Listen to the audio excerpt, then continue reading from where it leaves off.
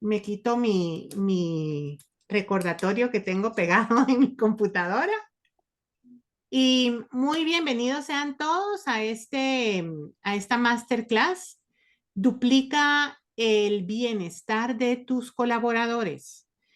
A veces hablamos de que es importante tener una empresa o trabajar en una empresa en donde el bienestar sea importante, donde los colaboradores se sientan contentos. Pero a veces nos cuesta generar como una estrategia, ideas que sean concretas, que estén vinculadas con que nosotros podamos medir y saber que ese bienestar que estamos, ¿le puedes Entonces, poner mute, veamos entonces en este contexto Valesca? cómo sería el. Gracias. ¿Cómo sería? Ya perdí mi pensamiento, ¿no?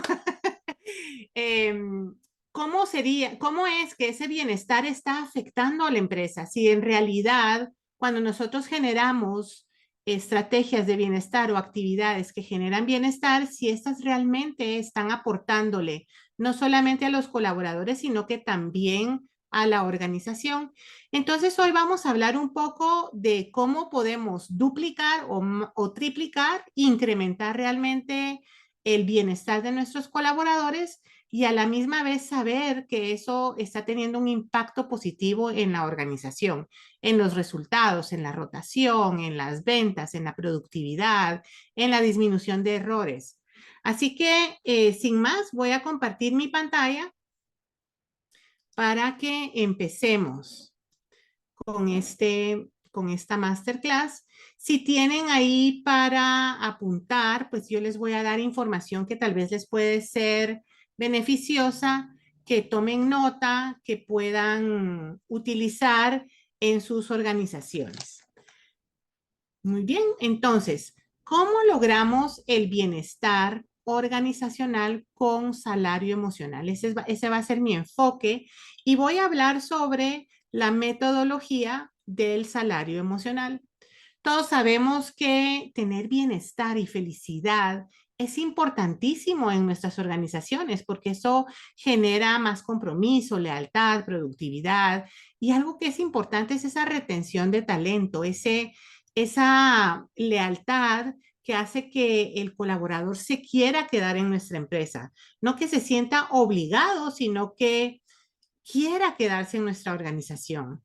Y esos gastos de tener que estar contratando y reclutando son altos para la organización, aparte del desgaste emocional que genera en las personas que tienen que hacer ese reclutamiento o que tienen o que lideran esos equipos que están teniendo como alta rotación. Entonces, como mencioné, pues vamos a enfocarnos en esta metodología que sirve para aumentar el salario emocional e incrementar el bienestar dentro de la organización.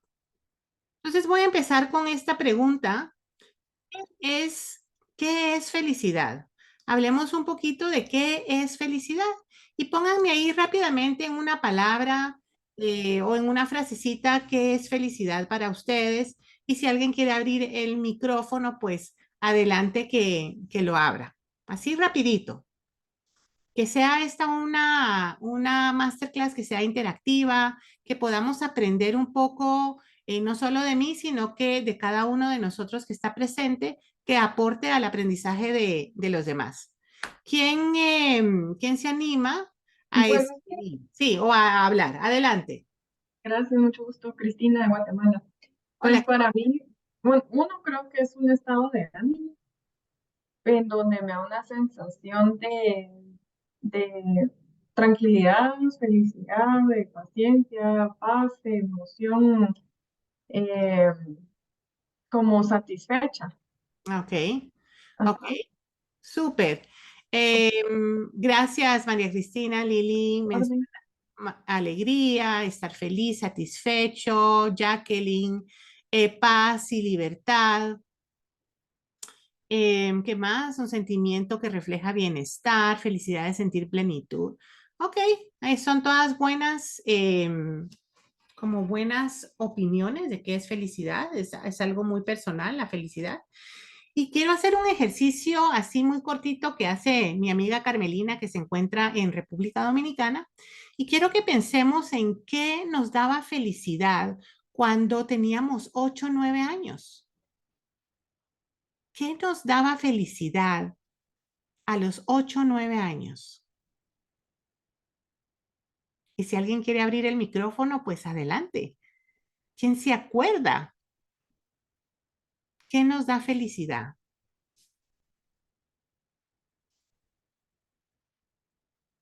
No se acuerdan, fue hace mucho tiempo. A los 8 o 9 años, Wendy dice que aprender a cocinar porque le gustaba comer. Jennifer, compartir con la familia y jugar con los amigos. Jugar, la comida favorita. Bicicletear, jugar con los primos, tener muchos juguetes. ¿Qué más? ¿Qué nos daba felicidad a esa edad? ¿Cuál era su juego favorito? ¿Se acuerdan de cuál era su juego favorito? Ah, Yo sí, le gustaban los dulces. Dime, Claudia. ¿cómo les parece que en mi pueblo, aquí en Colombia, había un juego que se llamaba el ponchado o el quemado? Y yo vivía en una cuadra en donde salíamos todos los muchachitos de la cuadra a jugar por las nochecitas. Entonces jugábamos a la lleva, pero ese juego del ponchado yo lo recuerdo muchísimo porque lo jugábamos con una pelotica de caucho que tenía números y letras y signos marcados ahí como sobresaltados.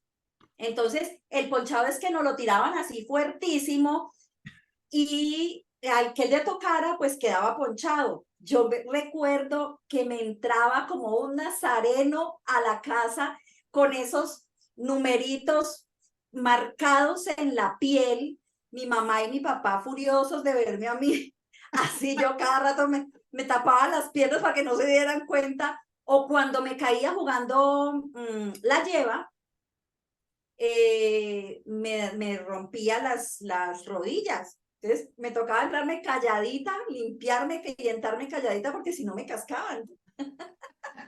Aquí en Guatemala ese juego se llama matado. El de la tirar la, quedas muerto una vez te queda la pelotita, pues no es la pelotita, aquí se juega con una pelota a veces de foot, que duele un montón cuando te queda marcada. Pues qué bonito, ¿no? Todos tenemos recuerdos de cuando teníamos 8 o 9 años y esas cosas que nos hacían felices, pero ¿qué nos hacía feliz cuando teníamos 15, 17 años? ¿Te hacía feliz el mismo juego, Claudia? No, en ese entonces a mí me encantaba era ir a bailar. Aquí se llamaban las fiesticas de los adolescentes, de las chicas del colegio, se llamaba los agualulos.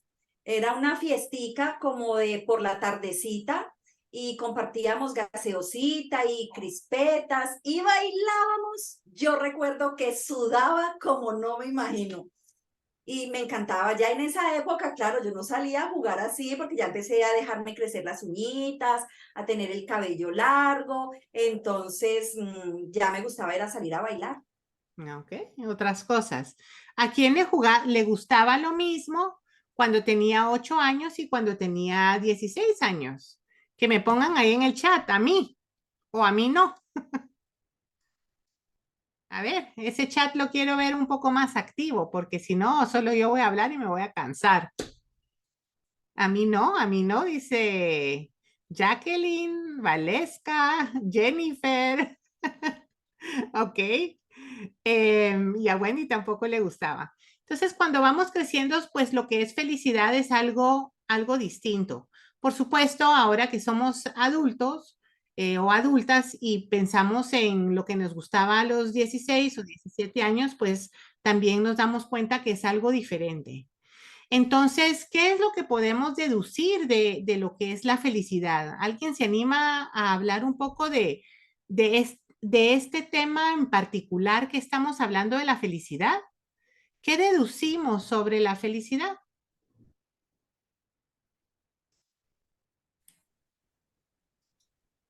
Adelante, Jennifer. Hola, ¿qué tal? Buenos días. Gracias. Yo lo que deduzco de de estas preguntas que haces, Debbie, es que la felicidad no es lo mismo para todos, ni tampoco es una cosa que sea permanente, porque lo que vemos ahorita con las preguntas que tú haces, que lo que nos hacía felices de niños no es lo mismo que nos hacía felices de adolescentes o lo que nos hace felices ahora, y las percepciones son diferentes y las sensaciones también.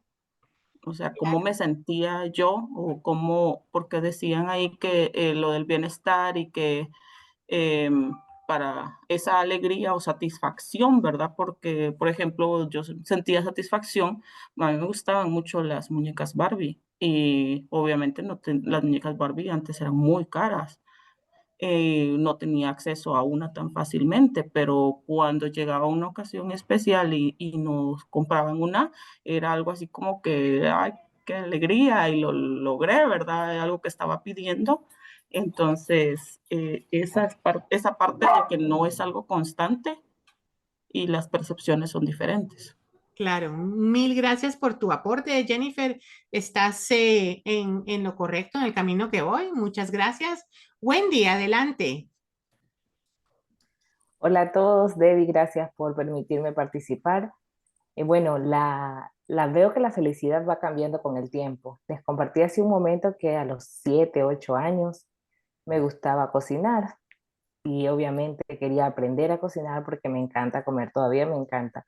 Sin embargo, ya eso ya no me hace tan feliz ahora que tengo 40 años, porque ya me hace feliz más bien participar, por ejemplo, en entrenamientos como este. Yo estoy muy feliz aprendiendo de la felicidad, de cómo duplicar la felicidad y el bienestar en nuestros colaboradores, en lugar de estar a esta hora que son casi las 10 de la mañana en mi país, haciendo una sopa, por ejemplo, un sancocho como Claudia en Colombia, un sancocho, ya no lo disfruto tanto, o sea, me da más felicidad estar en este tipo de entornos, ¿sí? Y ha ido cambiando realmente la felicidad, o lo que me hace feliz en este caso, alrededor del tiempo. Entonces va cambiando en el tiempo. Gracias, Wendy. Excelente. Entonces, no solamente nos damos cuenta que la felicidad no es lo mismo para todos, sino que va cambiando en el tiempo. Y aún a veces en el transcurso del mismo día, lo que nos da felicidad es algo diferente, porque puede que estemos en un día muy tranquilo, trabajando, y de repente se acerca nuestro jefe y nos dice, hey, mira, porque has estado trabajando también, te voy a dar un bono de productividad que nadie se esperaba, que nadie sabía, y en ese momento, pues nos genera también extrema felicidad. Puede que ese bono, después de 2 o 3 semanas, pues ya no lo gastamos, ya se desapareció y ya no genera como esa misma emoción. María Cristina menciona aquí que la felicidad va a variar según las situaciones en que estemos pasando en nuestras etapas de vida. Entonces, nuevamente, pues tiene que ver con el tiempo, pero también tiene que ver en esos contextos en los que estamos. Entonces, eso se vuelve un poco complejo cuando estamos hablando de qué le da felicidad a nuestros colaboradores en las empresas. Y hay muchos cursos que hablan de el Chief Happiness Officer, ¿no? De cómo generar mayor felicidad en nuestros colaboradores. Y yo quiero empezar a hablar un poco en que porque ustedes vieron que yo empecé con bienestar, en que lo que nosotros buscamos es que haya bienestar, porque el bienestar es lo que a nosotros nos ayuda a que haya felicidad. Por ejemplo, si somos niños pequeños, pero nos hacen falta muchas cosas que nos generan bienestar, pues es difícil ser felices cuando esas cosas que nos generan bienestar son importantes para nosotros. E igualmente es ahora que somos adultos. Para que haya felicidad, también tenemos que sentir previamente bienestar. Entonces vamos a hablar un poco del bienestar porque el bienestar sí es algo que se puede medir y vamos a hablar que el bienestar, tener bienestar, es un elemento que nos va a servir para obtener felicidad. Pero eso no quiere decir que solo porque nosotros tengamos bienestar vamos a ser felices, porque también la felicidad es un acto consciente o intencional en que nosotros decidimos qué es lo que, cómo vamos a sentirnos acerca de una situación. Porque todos sabemos de personas que tienen mucho dinero, que tienen muchas cosas buenas en su vida, pero que no son felices. Y sabemos de otras que tienen menos, pero que siempre están felices. Así que es un acto consciente. Y cómo nosotros en la empresa logramos o apoyamos a que se genere bienestar en la organización. Entonces vamos a hablar de estas 5 categorías de percepción subjetiva del bienestar, porque ya hablamos que para cada uno de nosotros es diferente en diferentes etapas, en diferentes momentos de nuestra vida. Y vamos a hablar del bienestar financiero para empezar. El bienestar financiero tiene que ver con la satisfacción que yo siento sobre los ingresos que recibo y sobre la manera que me los gasto. Entonces, quisiera que pensáramos como empresa, ¿qué es lo que la empresa puede hacer? Y quiero que todos me pongan solo una idea. ¿Qué es lo que la empresa puede hacer para generar mayor bienestar financiero sin aumentar de sueldo? En donde las personas sientan como que el sueldo les alcanza más, como que el sueldo les tiene más valor.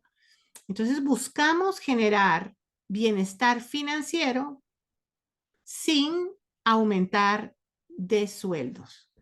Entonces, bueno, Karin menciona un bono de productividad o de desempeño, ¿ok? Transporte, que la empresa ofrezca transporte. Educación en el uso adecuado de créditos, cómo utilizar nuestro crédito, nuestra tarjeta, que de parqueo, que haya horario flexible, pagar oportunamente, a veces solo con que le paguen a uno en tiempo es suficiente, el home office, educación financiera. ¿Qué más? Alianzas con empresas para descuentos especiales, seguro médico gratuito. Entonces vemos que hay muchas maneras que la empresa puede aportar a que el colaborador sienta mayor financiero sin que necesariamente le dé más dinero. Entonces vamos a hablar también sobre la siguiente categoría de bienestar, que es el bienestar social. Subsidio para alimentación, día libre. Muchísimas gracias. Todos han aportado muy buenas ideas. El bienestar social tiene que ver con cuánto cariño, cuánto reconocimiento se siente cuando uno va a colaborar, va a trabajar, perdón. Me quieren en la empresa, tengo amistades en la empresa, reconocen mi trabajo, lo valoran y me lo dicen. Entonces, ese es el bienestar social. Entonces, ¿qué puede hacer una empresa o un jefe para incrementar la satisfacción o la percepción de bienestar social en en un colaborador? Y Rosidalia habla de día libre por cumpleaños, una cultura de reconocimientos. ¿Qué más?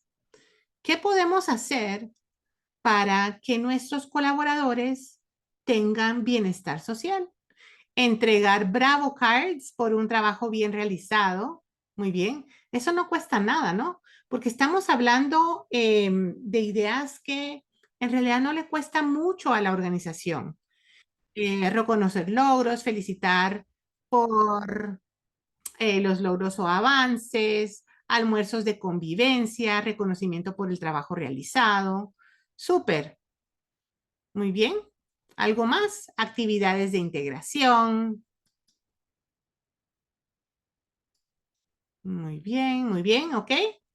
Entonces vamos a hablar de otra categoría que también es importante que esté presente para generar bienestar dentro de la organización. Y este es el bienestar comunitario. El bienestar comunitario a veces parece como que es similar al bienestar social. Mientras que el bienestar social es cuánto cariño o reconocimiento yo siento dentro de mi organización, el bienestar comunitario tiene que ver con si me siento parte de esa empresa, de ese equipo de trabajo. Porque puede que la organización tenga un programa de reconocimiento y en donde sí reconozcan mi buen trabajo, pero yo me siento aislado porque tal vez no tengo amistades, no tengo con quién almorzar, en la mañana nadie me saluda, entonces no siento que soy parte de esa organización. El bienestar comunitario tiene que ver con ese sentimiento de pertenencia que yo tengo dentro de mi organización, pero también con el sentimiento de pertenencia dentro de mi comunidad, fuera del trabajo. ¿Qué tanto yo aporto al bienestar de mi comunidad o me siento parte de esa comunidad? Entonces, pensemos en una idea que las empresas puedan hacer para mejorar ese bienestar comunitario y lo apuntamos en el chat. A ver, ¿de qué manera puede una empresa ayudar a que yo me sienta parte de la empresa? Que yo me sienta como parte del equipo. Nadie habla de responsabilidad social y que participen los empleados y familia, ¿ok? Programas de responsabilidad social, ¿ok? Reconocimiento por años laborados, actividades de convivencia, actividades de integración y trabajo en equipo. Y estas son actividades que tienen algún costo así muy, muy grande para las empresas.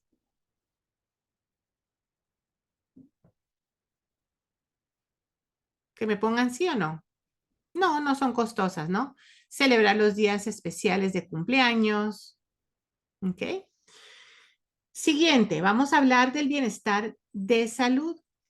Cuando yo siento que mi salud está en buen estado, o sea, que tengo la energía físicamente para completar mi trabajo, para llegar a mi casa y estar con mi familia, para hacer las actividades fuera del trabajo, cuando mi salud emocional está equilibrada, en donde no tengo picos muy altos o bajos en cualquiera de las emociones, que siento que puedo manejar el estrés normal de un trabajo, eso es sentir bienestar en salud.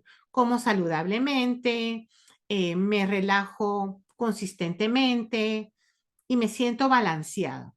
Entonces, ¿qué es lo que las empresas pueden hacer para aportar a ese bienestar o a esa percepción de bienestar que tienen los colaboradores? Una idea, pausas activas.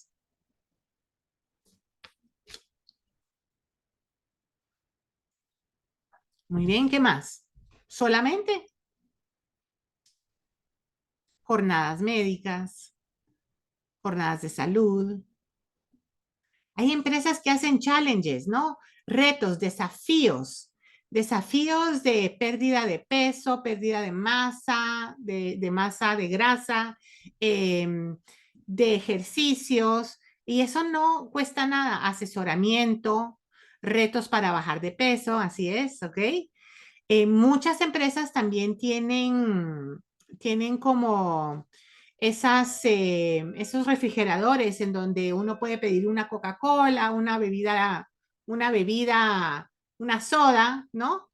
Em, o puede, aquí en Guatemala le decimos chucherías, no sé cómo le digan en Ecuador o en Colombia o en Nicaragua, ¿no? Esa comida chatarra que no es necesariamente saludable. Entonces, poder cambiar o poder agregar no solamente la comida chatarra y la soda, sino que también comida que sea más saludable, bebidas que sean más saludables. Mecato, dice Claudia, que se dice comida mecato. Así es.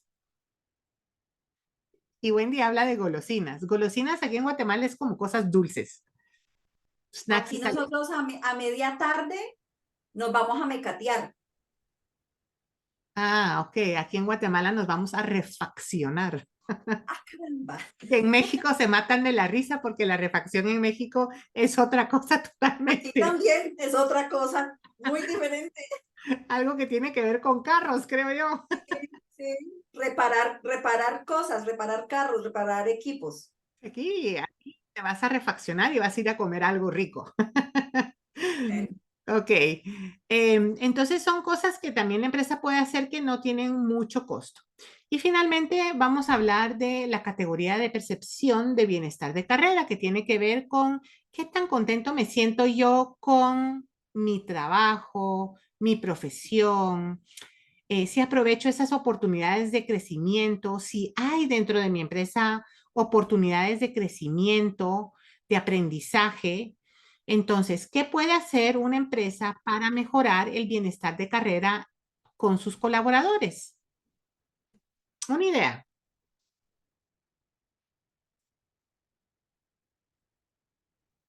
Convocatorias abiertas, mapeo de talentos, programa de mentoring, ¿ok? Capacitaciones.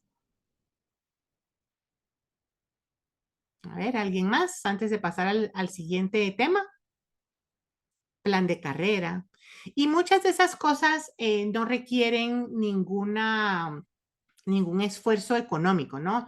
Los planes de carrera, los planes de sucesión, las capacitaciones internas que a veces las puede dar algún experto en una área para otra área, ¿no? No cuesta nada el mapeo de talentos, las convocatorias abiertas. Saben que hay un estudio que dice que la mayoría de, el 60%, y voy a hablar de Guatemala porque no sé cómo es en otros países, que el 60% de las personas de una empresa están buscando trabajo afuera de la empresa porque creen que no pueden crecer dentro de su empresa.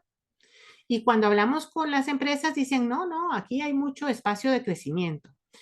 Pero las personas no lo saben y creen que para seguir creciendo hay que salir.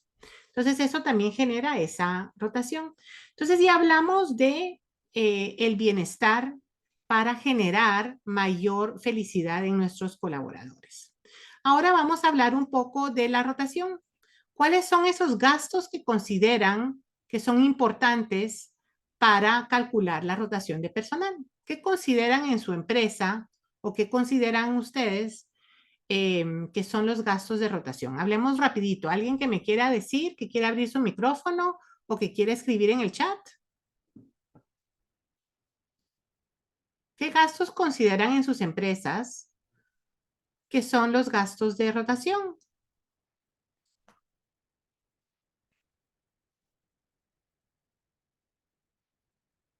Los gastos de desvinculación, por ejemplo.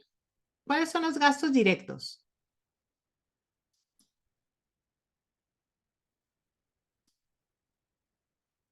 La liquidación, ¿ok? Todos los gastos de una nueva contratación, el salario, las prestaciones, los uniformes, la alimentación, el tiempo invertido en entrenamiento, la capacitación, el tiempo, ¿ok? Entonces vamos a hablar un poco sobre lo que en el Emotional Paycheck consideramos que son algunos de los gastos de rotación, del costo de rotación. Primero vamos a hablar de los gastos de desvinculación, que ya los mencionaron, ¿no? La indemnización, el tiempo. Aquí en Guatemala nosotros hablamos del tiempo, ¿verdad? Me van a pagar mi tiempo, es el tiempo que trabajaron, es la indemnización, el salario, las prestaciones, esos uniformes. También están los gastos de reclutamiento, los directos, ¿verdad? Si sacamos un anuncio, en algún espacio, si pagamos una bolsa laboral, si tenemos evaluaciones psicométricas o ese tipo de costos que son los costos directos de reclutamiento. También algunas de ustedes hablaron sobre el entrenamiento, ¿no?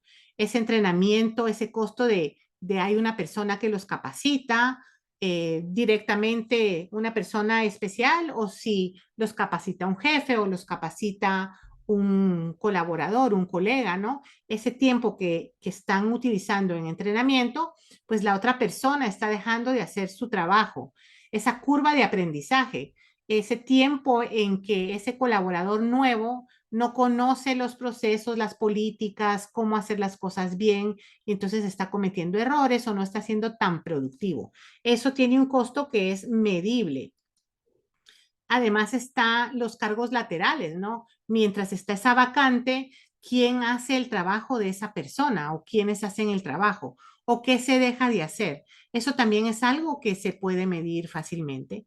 Y también están esos cargos estimables, esa pérdida de oportunidades que no existen que se pierden cuando nos hace falta personas. Por ejemplo, si en una planta nos hace falta 3 o 4 personas de producción, ¿qué se deja de producir en ese tiempo? Si nos hace falta vendedores, ¿qué se deja de vender en ese tiempo?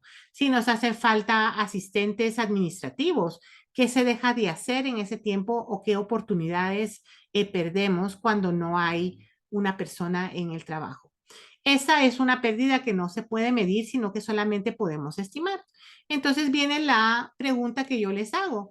¿Conocen ustedes cuánto les cuesta la rotación en su empresa?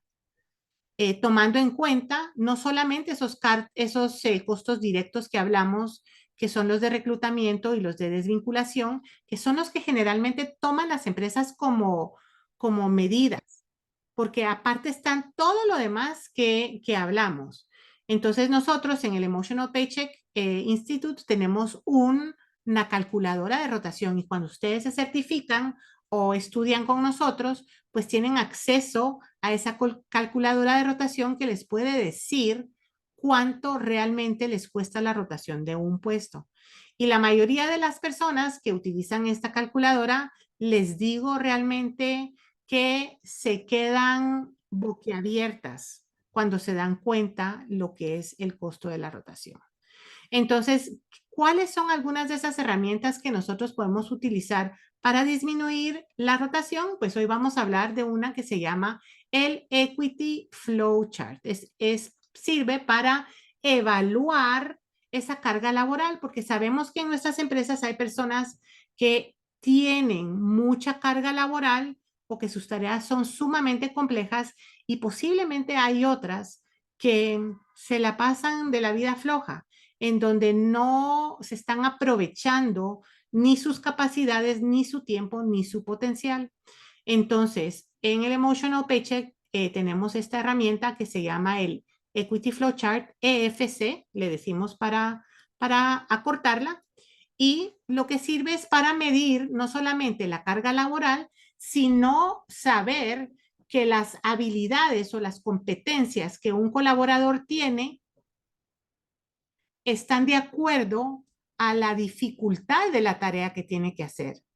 Porque lo que nosotros buscamos cuando estamos queriendo generar mayor bienestar es que nuestros colaboradores tengan mayor frecuencia de estados de flow. ¿Qué es el flow? Este es un término que el psicólogo Mihaly Csikszentmihalyi definió hace unos 40, 50 años, ya no me acuerdo, creo que por los años 70. Y es ese estado que muchos de nosotros sentimos cuando estamos involucrados o absortos en una tarea que es interesante para nosotros, que la podemos hacer y que a veces no sentimos que el tiempo pasa. Y entonces así rápido en el chat pónganme quién ha sentido esos momentos de flow y qué están haciendo cuando lo sienten. Y yo les puedo decir que cuando yo estoy dando un curso, muy frecuentemente siento ese estado de flow y tengo que estar siempre muy atenta a mi teléfono para que no se me pase el tiempo. O cuando estoy diseñando también un curso, también me puedo pasar mucho tiempo diseñando un curso y no me doy cuenta que el tiempo pasa. Entonces, ¿qué es lo que nosotros buscamos con nuestros colaboradores? Es que ellos tengan mayores momentos de flow, que tengan momentos de flow frecuentes dentro de la jornada laboral, porque eso genera no solamente bienestar, sino que es importante para uno de los grandes retos que tenemos, que es la motivación. ¿Cómo generamos contextos, ambientes de motivación en nuestras organizaciones? Y es haciendo que haya más engagement, que haya más compromiso, que haya más estados de flow. Entonces les hago la pregunta, ¿cuál es el premio para un buen trabajo? Una persona que hace un buen trabajo, ¿qué premio le damos generalmente? ¿Alguien se anima a adivinar? Más trabajo, dice Heréndira, más trabajo, Valesca, más trabajo. Exactamente, más trabajo. A uno cuando está haciendo un buen trabajo le dan más trabajo, más proyectos. Y eso, y aquí es donde viene en donde el flujo laboral o el trabajo se vuelve agobiante y empezamos a sentirnos cansados, agobiados. Y es donde viene la parte de sentirnos quemados o sentir ese burnout. Entonces, este Equity Flowchart, este EFC, nos sirve para identificar la carga laboral de nuestros colaboradores, permite desarrollar un equilibrio, otorgando descansos, viendo potencial, desarrolla talento, nos sirve para identificar las personas que están subvaluadas, subvaloradas, que no tienen experiencia, que necesitan que nosotros les demos capacitación y sirve para reducir el burnout. Porque cuando nosotros tenemos mucha carga laboral, pues nos sentimos tan cansados que a veces nos enfermamos o a veces decimos, no, es demasiado el trabajo, busco otro. Pero también nos sirve para abordar a esas personas que sienten que no se les está apreciando, no se está apreciando su potencial. Entonces, esta es otra de las herramientas que nosotros ofrecemos en el Emotional Paycheck. Cuando uno se certifica, pues tienes uso a la calculadora de rotación y tienes uso o aprendes a utilizar el Equity Flow Chart. Y ahora vamos a hablar del clima laboral, porque sabemos que el clima laboral pues es importantísimo en generar ese bienestar en nuestras organizaciones. El clima laboral es ese como estado de ánimo que tiene una empresa. Y en el Emotional Paycheck nosotros hablamos de microclimas, porque no podemos medir el clima cuando medimos un clima laboral en una empresa, a menos de que sean muy marcadas las cosas que están mal. Generalmente lo que tenemos son microclimas, ¿no? Cada departamento, cada jefe tiene su microclima. Puede ser que el departamento de TI tenga un súper buen jefe en donde la gente puede crecer, aprender, aportar, recibe retroalimentación, es flexible, pero el departamento de contabilidad tenga un jefe que es lo opuesto. Entonces tiene un clima laboral muy diferente. Es igual que cuando nosotros hablamos de nuestro país. Aquí en Guatemala hablamos que es el país de la eterna primavera porque tenemos una temperatura muy agradable en términos promedio, ¿no? Pero si nos vamos a la costa, el clima es completamente diferente a que si nos vamos a las montañas. Entonces, esos microclimas son importantes de abordar porque nos sirve para identificar, bueno, si me voy a la playa, ¿qué tipo de ropa voy a llevarme? Y si me voy a la montaña, ¿qué tipo de ropa me voy a llevar? Es lo mismo con los microclimas, es saber cuáles son las herramientas que necesito trabajar con cada uno de los jefes. Entonces, vamos a hablar, hemos hablado ya un poco de qué genera felicidad, bienestar, la rotación, algunas de las herramientas y esta parte de los microclimas. El salario emocional es eso que nosotros le damos a nuestros colaboradores, a nuestros empleados, que no tiene carácter económico. Es la manera que los tratamos, es la manera que generamos ese bienestar, son emociones positivas o emociones negativas, porque el salario emocional puede ser algo que le aporte valor al salario económico y puede ser algo que le reste valor a ese salario económico. Todos lo recibimos cuando trabajamos en una empresa y si somos jefes, todos lo damos. Y como dice Jaime Leal, que es el fundador y el director del Instituto del Emotional Paycheck, del salario emocional, el salario económico atrae a la gente a una empresa, pero el salario emocional es quien lo enamora, es lo que hace que la gente genere compromiso, lealtad, motivación y que eso se produzca en mayores ventas, menor rotación y mayores utilidades para la organización. Entonces vamos a hablar de estos 9 elementos que son importantes para que son los que componen el salario emocional.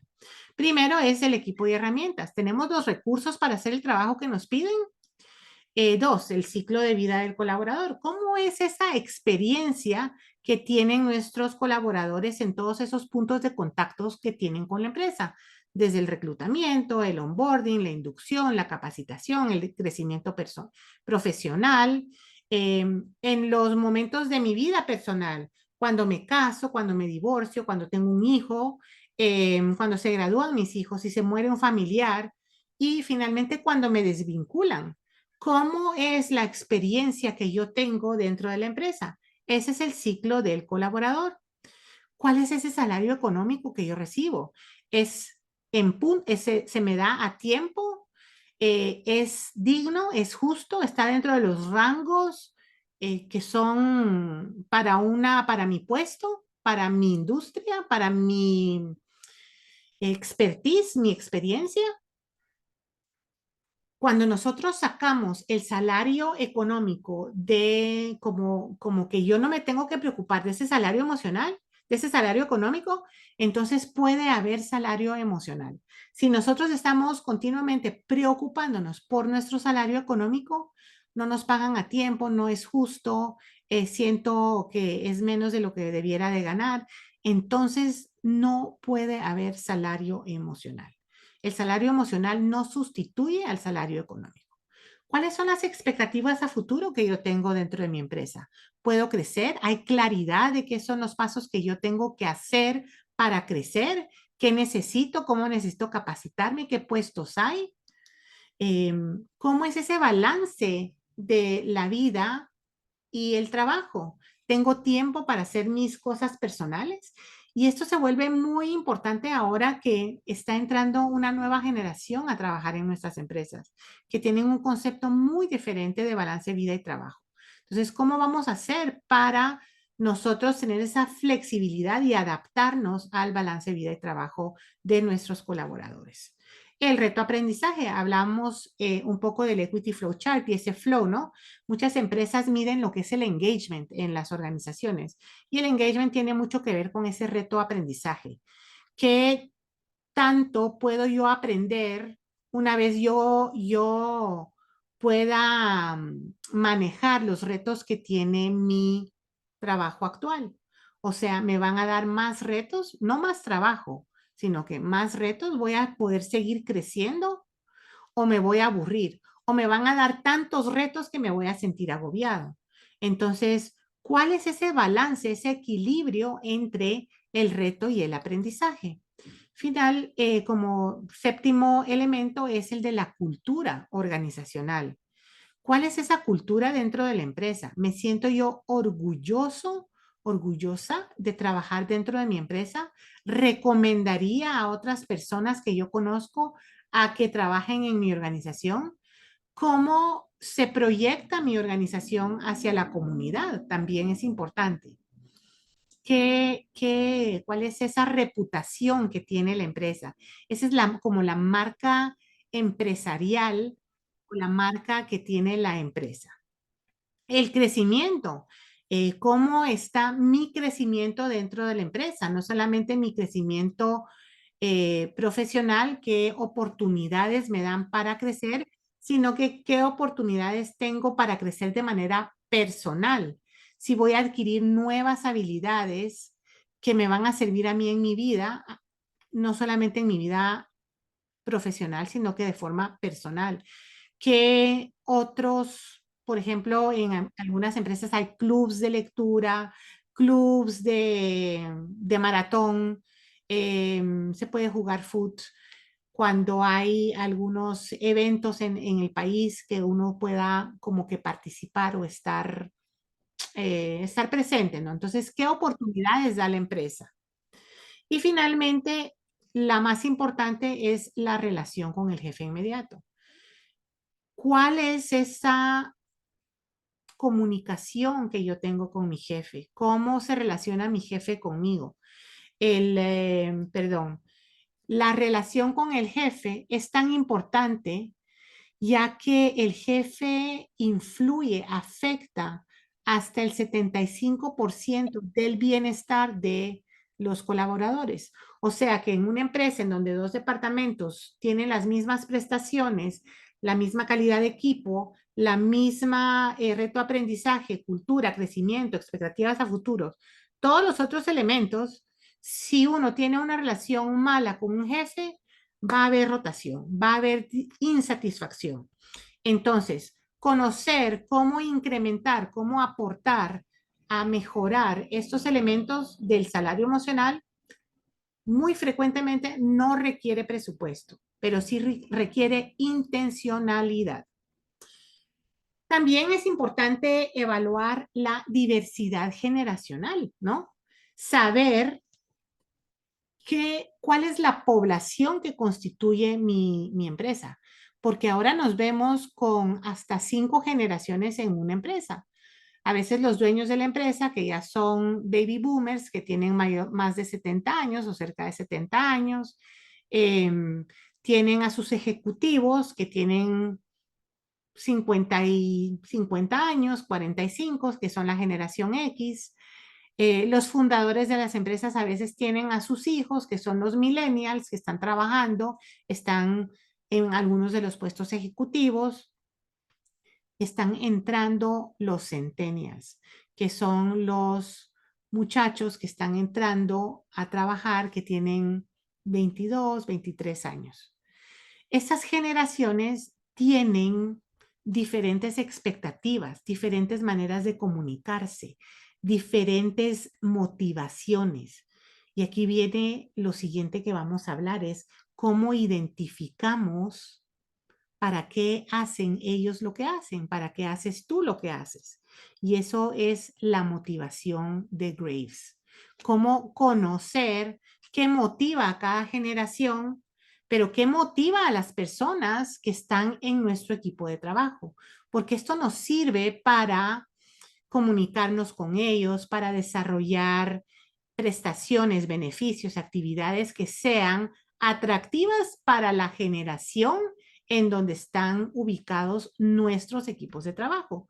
Porque si yo voy a dar, por ejemplo, una licencia de maternidad como beneficio para mis colaboradores, pero la mayoría de mis colaboradores tiene de 45 años para arriba, es un beneficio que no es valorado. De igual manera, si la mayoría de mis colaboradores son generación Z, que apenas están terminando la universidad, una licencia de maternidad tampoco va a ser una prestación que va a ser valorada. Entonces, en el Emotional Paycheck, cuando nosotros hablamos de esa metodología, pues tenemos que tomar en cuenta qué tipo de generación pobla, cuál es la población de generación que está en nuestra empresa, porque eso nos sirve para identificar cuáles son sus motivadores Graves. Y finalmente, bueno, ya tenemos, cumplimos con las 5 categorías, ya utilizamos el Equity Flowchart para identificar la carga laboral, ya sabemos cuáles son las generaciones, cuáles son los motivadores. Entonces, ¿cómo hacemos para saber si ese salario emocional está bien? Si está bien valorado, si estamos dando las prestaciones, los beneficios, estamos haciendo las actividades que nuestra población quiere. Y aquí es donde viene nuevamente lo de medir el clima organizacional desde un microclima, porque puede que el equipo de tecnología tenga solamente generación Z o generación millennial, pero que el equipo de operaciones tenga otra generación y tenga otras necesidades. Entonces, la herramienta que nosotros utilizamos para el salario emocional se llama TARRIX. Y lo que mide son precisamente las cosas que he hablado. Mide las 5 categorías de bienestar en donde nos dice qué percepción tiene el colaborador de cómo están esas 5 categorías y entonces nos permite desarrollar estrategias puntuales que vayan apuntando a cada uno de esos elementos que son necesarios. Mide los 9 elementos del salario emocional. Nos dice no solamente la satisfacción que cada colaborador tiene en cada uno de esos elementos, sino que también nos dice la urgencia que ese colaborador tiene para que nosotros abordemos y mejoremos ese componente del salario emocional, esos 9 que acabamos de ver. Y nos da cuáles son las motivaciones que tiene. No solamente podemos hacer esto de forma personal, sino que podemos hacer los microclimas para que nos dé una idea de qué es lo que necesita ese equipo de trabajo. Y nos da esa información generacional que es tan importante para también desarrollar estrategias precisas. Entonces, esta es nuestra medición. Cuando uno toma la certificación de salario emocional, también lo certificamos en esta herramienta. La persona que toma la certificación es la que queda certificada, no la empresa. ¿Ok? Entonces ya hablamos de cuáles son esos elementos que nosotros utilizamos para medir y aumentar el salario emocional y el bienestar dentro de la organización. Primero tenemos que hacer ese diagnóstico con la herramienta TARRIX y saber, bueno, ¿qué le duele a la empresa? Y ahí es donde hablamos de esos KPIs, de esos indicadores que son importantes. ¿Me duele la rotación? O sea, que tengo altos índices de rotación. ¿Me duele que no alcanzamos objetivos? Que no tenemos la productividad deseada, que la calidad de nuestro producto se está viendo afectada, que no hay suficientes ventas. Entonces, tenemos que saber cuál es ese indicador que nosotros vamos a querer mejorar con el salario emocional.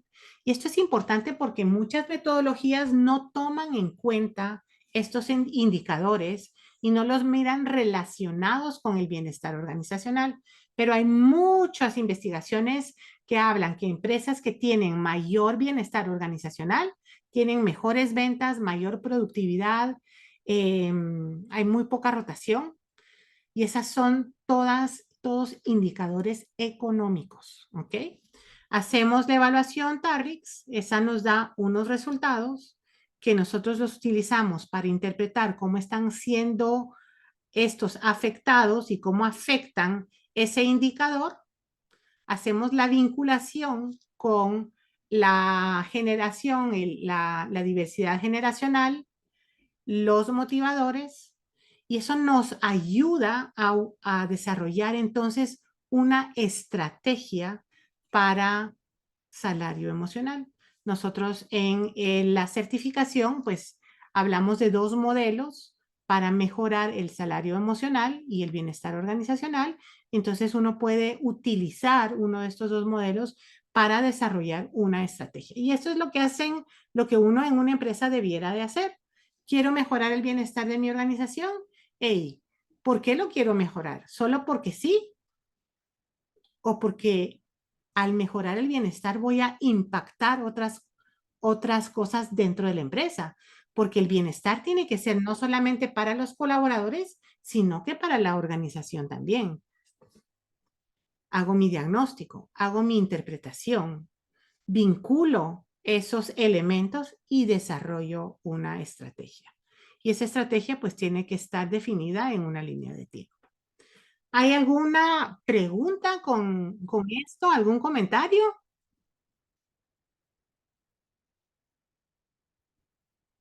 Ok, entonces sigo adelante. Entonces, ¿cuáles son esos costos que tiene una organización que tiene un bajo salario emocional? Primero, la productividad se ve afectada, ¿no? Cuando la gente siente insatisfacción, se siente desmotivada y eso afecta la productividad. Hay más accidentes laborales, más errores, hay menor compromiso, entonces eso genera mayor rotación, hay mayor ausentismo, porque si la gente no está comprometida o si está muy estresada, pues eso genera enfermedades, estrés, no ganas de ir a trabajar. Eso, a su vez, pues afecta la rotación, incrementa la rotación de productividad. Cuando la gente no está motivada, no se siente contenta, tampoco da un buen servicio a nuestros clientes. Eso daña la imagen de la empresa y se pueden generar muchos problemas legales, demandas no solamente de parte de los colaboradores, sino que de parte de los clientes. Por el otro lado, ¿cuáles son esos beneficios de promover un bienestar en la organización? Retenemos talento, aumenta la productividad, hay reducción de conflictos, porque si todos nos sentimos contentos, entonces no estamos malhumorados, no estamos estresados, no estamos frustrados y muchos de los conflictos se dan a raíz de sentir emociones negativas que nosotros no sabemos cómo gestionar.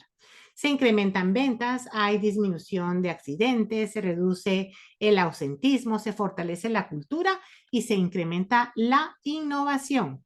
¿Y quién no quiere más creatividad e innovación en sus empresas para ahorrarse gastos, para tener nuevos productos?